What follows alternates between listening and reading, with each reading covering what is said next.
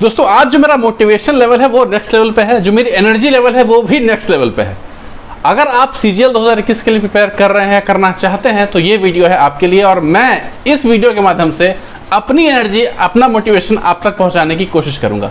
बिना देर किए शुरू करते हैं इस वीडियो को। दोस्तों सीजीएल क्रैक करने का जो सबसे बड़ा मंत्र है वो ये है कि आपको सीजीएल का नाम जपना शुरू कर देना है। मतलब कि जब कभी भी आप अकेले हो तो आपको सिर्फ और सिर्फ ये सोचना है कि एसएससी सीजीएल के लिए आपकी जो तैयारी है वो और बेहतर कैसे हो, एसएससी सीजीएल में जो कंपटीशन है उस कंपटीशन में आगे कैसे निकला जाए, इसी चीज़ के बारे में आपको सोचना है। हम लोग अक्सर गलती करते हैं कि हम लोग सीधे उल्टी चीज़ों के बारे में सोचते हैं। क्या सोचते हैं कि अगर सीजीएल नहीं होगा तो क्या होगा, निगेटिव ही सोचते हैं। पहले से हमने ऑलरेडी नेगेटिव धारणा बना रखी है। तो आप ही बताइए कि जब हमने पहले से एक नेगेटिव धारणा बना रखी है तो सक्सेस हम तक पहुंचेगी कैसे? हम लोग तो नेगेटिविटी से ही घिरे हुए हैं। अच्छा, ये जो आपको काम करना है वो अकेले में करना है, अकेले में सीजीएल के बारे में सोचना है। किसी और जब लोग आपके आसपास हो, आप घिरे हुए हो लोगों से, तब आपको सीजीएल नहीं करना है, तो आपको पागल समझना शुरू कर देंगे। ये बात मेरे टीचर ने मुझे बताया था जब मैं आईआईटी की प्रिपरेशन कर रहा था। उस टाइम ये बात मैं ना समझ सकता था और ना इस पर मैं अमल कर सकता था, लेकिन जैसे जैसे टाइम बीता तो उस बात की इंपॉर्टेंस, उस बात की समझ मेरे अंदर डेवलप हुई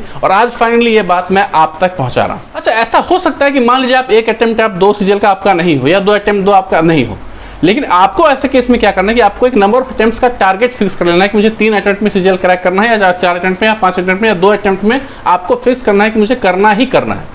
जरूरी नहीं है कि 3rd या 4th अटेम्प्ट में आपका सीजीएल क्रैक हो ही जाएगा, लेकिन आप अपना 100% एफर्ट लगा चुके होंगे अपने आखिरी अटेम्प्ट तक। और आखिरी अटेम्प्ट तक अगर आप 100% एफर्ट अपना लगा देते हो तो ये जैसा लेवल है एसएससी सीजीएल का, उसके हिसाब से ऐसा हो नहीं सकता है कि आप फाइनल सिलेक्शन से बहुत दूर रहो। कुछ ही मार्जिन से आप बच रहे होगे और उसके बाद आपको मन खुद करेगा कि एक अटेम्प्ट अगर और दे दूंगा तो डेफिनेटली मेरा सिलेक्शन हो जाएगा। फिर n+1 एन आपने सोचा था और एक और अटेम्प्ट देंगे आप और आपका सिलेक्शन हो जाएगा।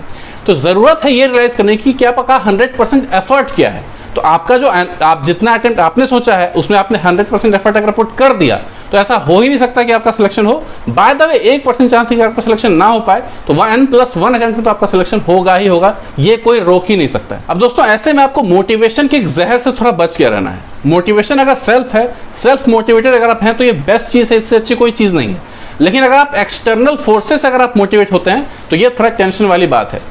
एग्जांपल लेता हूं कि मान लीजिए कि आपकी इंग्लिश जो है बहुत कमजोर है, ठीक है, आपका मैथ्स ठीक है लेकिन इंग्लिश में आप अच्छा स्कोर नहीं कर पाते हैं, आपका स्कोर 160 के अराउंड रहता है, लेकिन बहुत लोगों को आप देख रहे हैं कि 185 प्लस स्कोर कर लेते हैं। अब आपने क्या किया कि प्रीवियस ईयर क्वेश्चन, इंग्लिश के जो क्वेश्चंस हैं उनको आपने देखा, पेपर्स को देखा, कुछ मॉक्स लगाए, प्रीवियस ईयर क्वेश्चंस लगाए और आपने ये एनालाइज किया कि अगर मैं 4-5 महीने अगर मैं पढ़ूंगा इसके लिए तो मैं 180 प्लस स्कोर कर सकता हूँ या 190 टच कर सकता हूँ। ये आपने अपने असेसमेंट के हिसाब से ये डिसाइड किया। लेकिन कई लोग क्या करते हैं कि उनके मार्क्स आ रहे हैं 150-60, वो इंटरव्यूज देखते हैं, वीडियोस देखते हैं यूट्यूब पे, या फिर बात करते हैं टॉपर्स से, वो जो बताते हैं कि मैंने ऐसे ऐसे पढ़ाई की थी, मैंने 190 प्लस आराम से आ गए थे। तो दूसरों को देख के अपना टारगेट सेट करते हैं कि उनका आ सकता है तो मैं भी ले आऊंगा फटाक से। खुद को एसेस करने का, एनालाइज करने की कैपेसिटी उनमें नहीं होती, या अगर होती भी है तो उसको दरकिनार कर देते हैं। वो दूसरे लोगों के बताए हुए रास्ते पर चलना ज़्यादा प्रेफर करते हैं। बट दोस्तों ऐसे केस में आपको ये समझना है कि किसी भी टीचर से अगर आप बात करते हैं, किसी भी टॉपर से अगर आप बात करते हैं, तो वो मे भी अच्छा टीचर हो, अच्छा गाइड हो, लेकिन आपका जो सबसे बड़ा टीचर, सबसे अच्छा टीचर आपके लिए जो आप खुद हैं, क्योंकि आपकी कमियां आपसे बेहतर कोई नहीं जानता है। ठीक है, कोई भी 190 प्लस की स्ट्रेटजी बताता है, 195 प्लस की स्ट्रेटजी बताता है, लेकिन वो अपने हिसाब से बता रहे हो, आपको नहीं जान रहा है। 800 लड़के अगर सीजीएल क्रैक करते हैं तो 800 लड़कों में से 800 लड़कों की स्ट्रेटजी कुछ हद तक अलग होती है। मटेरियल सबको बहुत कोई सेम फॉलो करते होंगे, एजुकेटर सेम फॉलो करते होंगे, लेकिन सबकी स्ट्रेटजी अलग होती है क्योंकि सबका जो स्तर है वो नीचे ऊपर है। किसी का मैथ अच्छा है, किसी का इंग्लिश अच्छा है, किसी का दोनों ठीक ठाक है, किसी को ये कैलकुलेशन की दिक्कत है, किसी को क्वेश्चन पढ़ के समझने में टाइम लगता है, माइनर मिस्टेक्स करने की आदत है किसी को। तो इस टाइप की चीज़ें, कमियां सब में अलग अलग होती हैं, स्ट्रेटजी सबके लिए अलग होती है। इसलिए कभी भी दूसरे की स्ट्रेटजी एग्जैक्ट फॉलो मत कीजिए, अपनी स्ट्रेटजी बनाइए अपने कमियों को दूर करने के हिसाब से।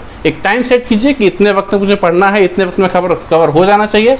बाय चांस अगर नहीं हो रहा है तो शायद मैंने कुछ गलत चीज़ मैंने फिक्स कर ली थी, उसको थोड़ा चेंज कीजिए, एग्जीक्यूट और बेहतर तरीके से कीजिए और सूनर और लेटर आपका सिलेक्शन हो ही जाएगा। फाइनली यही बात है दोस्तों, किसी का फर्स्ट अटेम्प्ट में सिलेक्शन होता है, किसी का सेकंड में, किसी का थर्ड में, किसी का फोर्थ में, सबका होता है। बस आपको एक एफर्ट के साथ, पूरे एफर्ट के साथ लगे रहना है और सूनर और लेटर आपका सिलेक्शन होगा ही होगा, इसको कोई रोक नहीं सकता है। तो बस इतना ही था इस वीडियो में, मिलते हैं अगले वीडियो में, तब तक के लिए बाय।